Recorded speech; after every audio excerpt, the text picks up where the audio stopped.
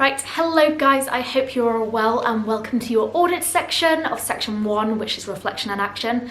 So today we're going to be focusing on your bin audit, which is super exciting. You might not think so, but it is actually one of the most essential tools you can have to cutting down on your waste and finding out where your waste is coming from.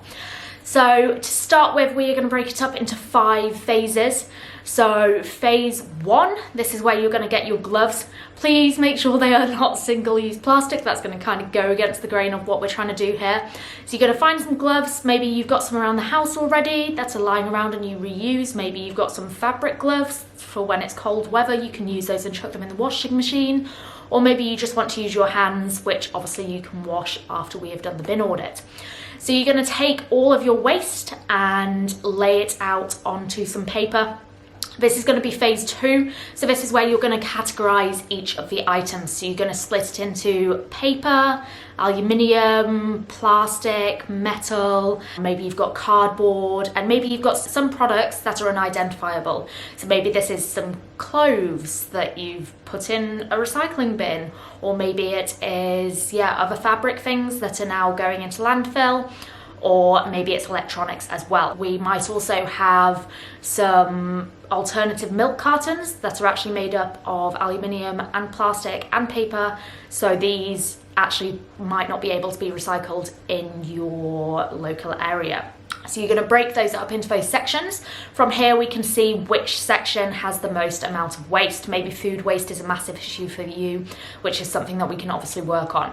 Phase 3, this is where you're going to find out what can actually be recycled in your area. So it's different all the way around the world. For example, in Auckland, if I go to my local countdown, I can recycle my soft plastics. So anything that is movable, so like the film off foods, or not cling film, but other stuff, so like crisp packets, chocolate wrappers, anything like that that is soft plastic, I can recycle it at my local countdown. But that's not the same around the whole of Auckland, and it's definitely not the same around the whole of New Zealand, and it's not the same around the whole of the world. You can't do that in England at all yet. You're going to simply Google what can I recycle in and put your location. So I googled what can I recycle in Auckland, and it comes up with the Auckland Council page telling you what you can recycle, what you need to do to recycle, what you can't recycle, what you can recycle on the islands around here, and all the information you need. If you really want, there's a whole giant PDF that you can download from each of your council areas to have a look at. Once you have got an idea of what you can recycle,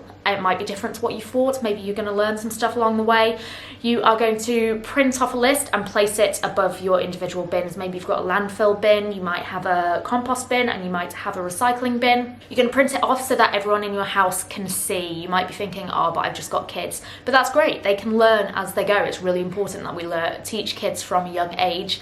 Maybe you've got flatmates, like I live with 5 flatmates, and not all on the same level of recycling. So it'd be really good just to have it there so people can see. Or even if you have friends come and visit, they can have a look, and you never know, they might learn something and go off on their way and do the same at their households, which would be amazing. After you've done that, we're going to go to phase 4. So for phase 4, this is where we are going to have a look at your frequent flyers. We're going to examine your daily habits.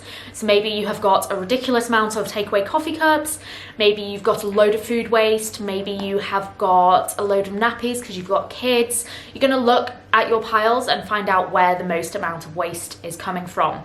From here, this is where we can go to phase 5, and then we can make goals, and we can set goals of how we are going to cut down on this waste and how we're going to eliminate some of it. It might not happen overnight, guys, and that is fully okay. Like, these are lifestyles that you have built up, and now we're kind of taking it apart bit by bit. So the fact that it doesn't happen overnight is completely fine. Slow journey wins the race, right? You just have to kind of keep pushing little bit by little bit to get to where you want to go, and that's okay. Just a reminder, guys, the bin audit is extremely powerful. It's going to show you the reality of your waste. Whether you think that you're good at living low waste or not, it's a really great way to break it down and examine your actual habits and how you are living right now. You are now going to go to the next part of this section, and we're going to look at some goal setting. So I will see you there. Have a great day and see you soon, guys. Bye.